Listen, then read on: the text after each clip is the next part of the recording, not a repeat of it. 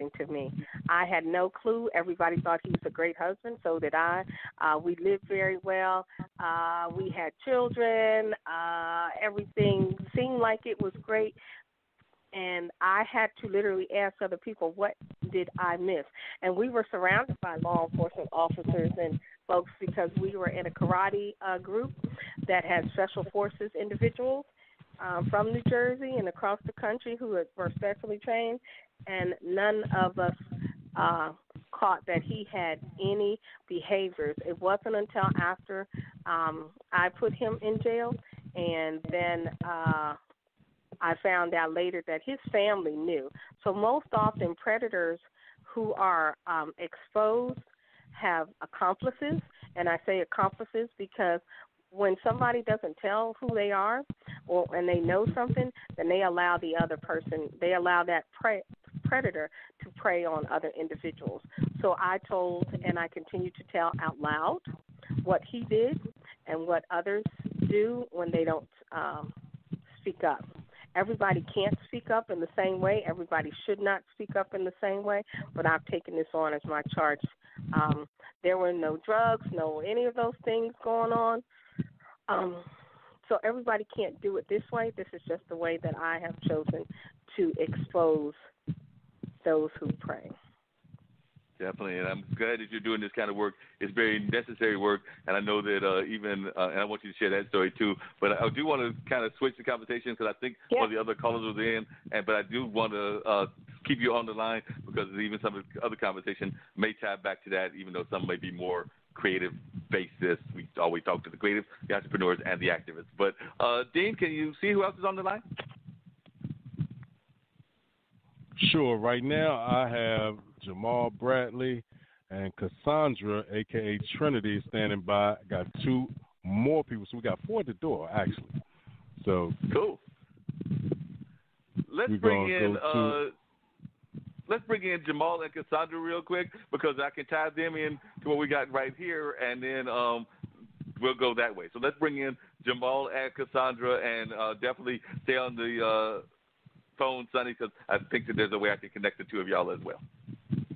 Okay, Mr. Bradley and Miss Trinity, you are now on with Straight Talk with Dean and Mark. Welcome. Good evening. Hey, Jamal, and Trinity, glad to have you back. Now, y'all have this film coming up, and we talked about it last week and everything, and I think we may have some others that are with your team that'll be on the call as well later if they're not already on. But we've been talking for the last about almost an hour with Sonny Slaughter, who's been doing a lot of work in human trafficking and things of that nature. Human trafficking also has had both her own experience with being the victim of abuse as well as having her daughter that was abused by the person that she was in love with at the time. Now, y'all's film or animation actually deals with substance abuse. So I imagine that some of this conversation we've been having you can relate to, and y'all are trying to use the arts as a way to bring these kind of things to the forefront. So one of the things I wanted to bring back was if I could get Sonny back on the line, and then I want to hear y'all's comments and everything.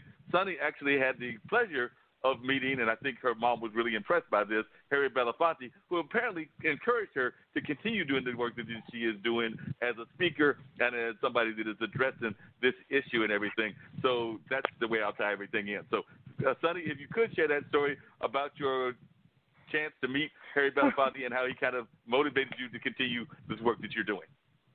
Sure. Hi, everyone. Nice to meet you all. I'm looking forward to hearing about your work in the arts because it's really important to talk about all of these issues.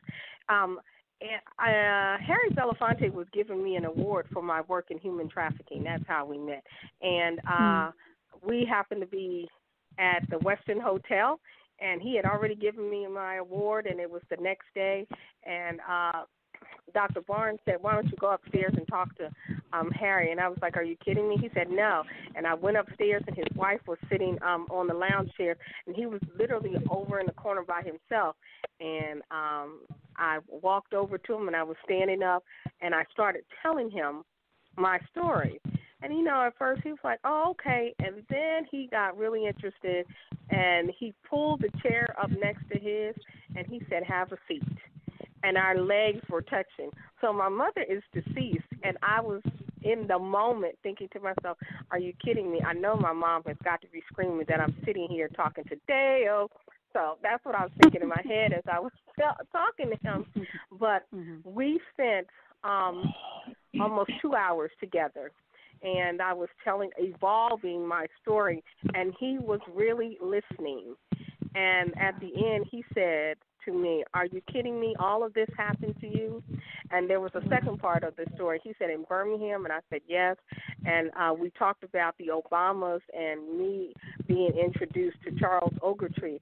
But in the end, he said to me, so tell me, what are you really willing to do for others?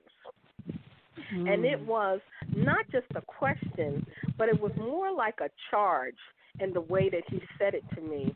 And it has resonated that you're supposed to do something, because I'm not sure how many people know about the hard work and efforts of Harry Belafonte and Sidney Poitier. The award that I got from the Southern Christian Leadership Foundation, which is different than the SCLC, is where I got the award from, and he personally came in to give it to myself and Dr. Amelia Boynton Robinson. Dr. Amelia Boynton Robinson is the woman that President Obama was actually pushing in the wheelchair down the Selma Bridge, and she is the reason why Bloody Sunday is called Bloody Sunday, because it was her blood that ran down the street. And so his wife would not, people wanted to disturb him and I as we were talking, but she said to others, because there was somebody else sitting with her, she said, whatever they're talking about, he has grave interest in, and I will not let anybody disturb them.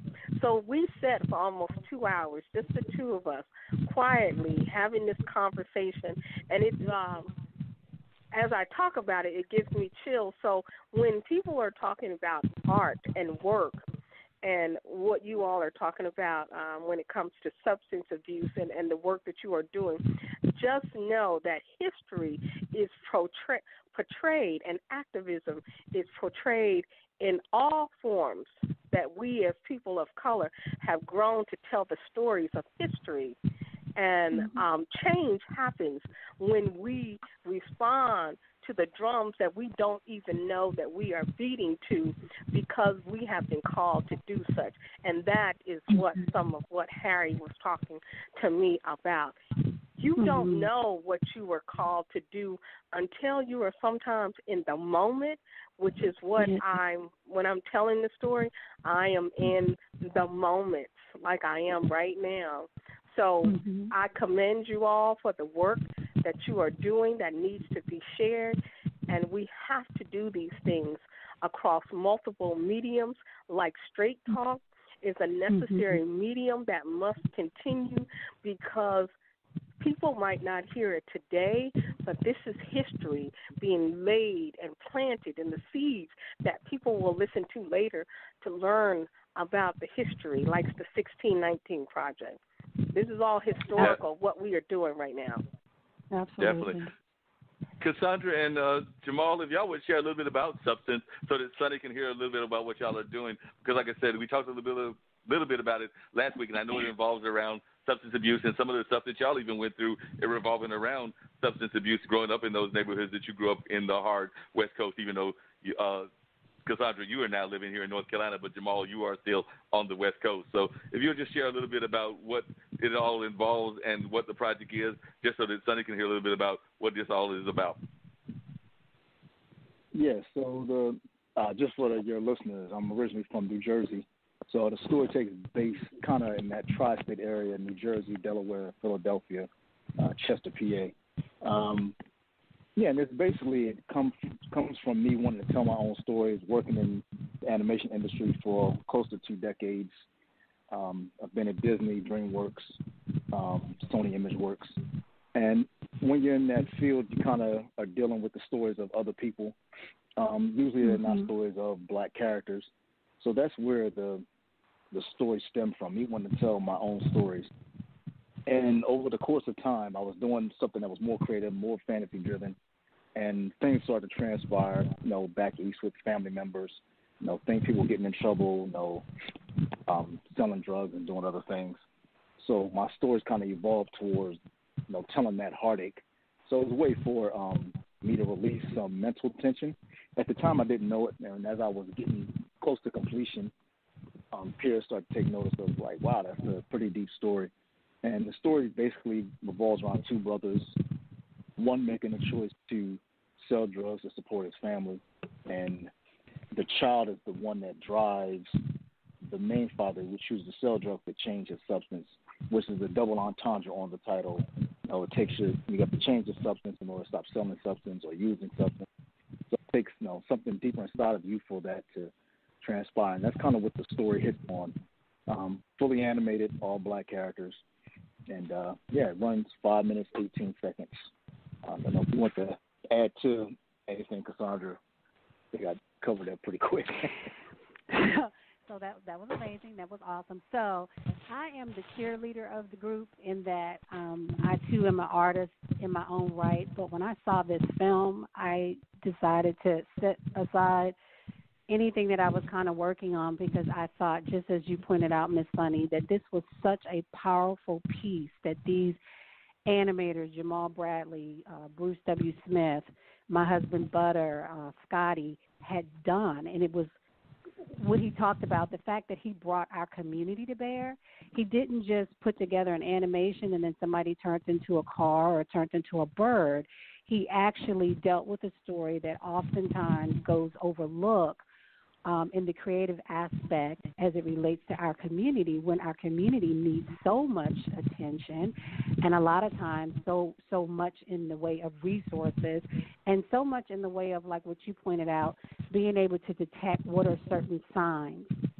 So when I saw the piece, I just started asking a lot of questions and became one of the biggest cheerleaders of the project and said, we really got to get together and talk about this. So from seeing the film, we have since decided to put together an actual conversation that will take place at North Carolina Central University by way of our sponsor, Dr. Stephanie Freeman, who's in the Arts and Humanities Department. And we are incredibly excited because we will actually screen the film. In addition to that, like what you talked about, we will, across mediums, have a discussion with not only the students, with these amazing animators that most people don't know exist in Hollywood and need to know they exist, and composer and musicians. And we will also have politicians on the stage, such as Zach Hawkins, Representative Zach Hawkins from Durham. We will have educators as well as faith-based leaders such as Dr. Chapman on the stage, all unpacking the art that we're seeing that these people have created. So it's right on head with what you talked about, Ms. Sunny. Wow. That's amazing. I can't wait to hear more. Mm-hmm. Definitely. And, Dean, if you could bring in Bruce and Butter, too, and I think Sherry might be calling in eventually, but if we can bring in Bruce and Butter as well because they're part of the team as well. Yep, looks like we've got them on. So, Bruce, I understand that you've worked on this film, and we didn't necessarily talk to you last time, I don't think, because we had Butter and Jamal on. But, Bruce, you also worked with the Proud family, so I know that you sometimes will talk about issues, because one of the things that Sonny has been doing is definitely being an advocate for, like, trafficking and fighting against human trafficking, as well as an advocate for what's going on with child abuse and things of that nature, and even just the way that our folks are being impacted. And I would imagine even the Proud show has touched on some of these issues. So if you could, please let us know a little bit more about your involvement with this particular project. Well, initially when Jamal actually approached me, this whole thing is really sort of the brainchild of Jamal. And Jamal and I go back a little bit. We have some history, and we always talked about collaborating on something together. I echo Jamal's sort of sentiment in terms of, like, we've both been in this business for quite some time and have yet to really work on projects that we feel like really honestly features our voice in the mix. And so when Jamal gave me a call about wanting to get involved with this project, I always seen little bits and pieces, and we have been going back and forth. I've just been kind of like, watching over his shoulder, kind of admiring the process and everything like that. I'd been working on some other stuff in the meantime. I jumped at it. I was like, yeah, this is exactly what I'm talking about in terms of like really alternative voices in animation.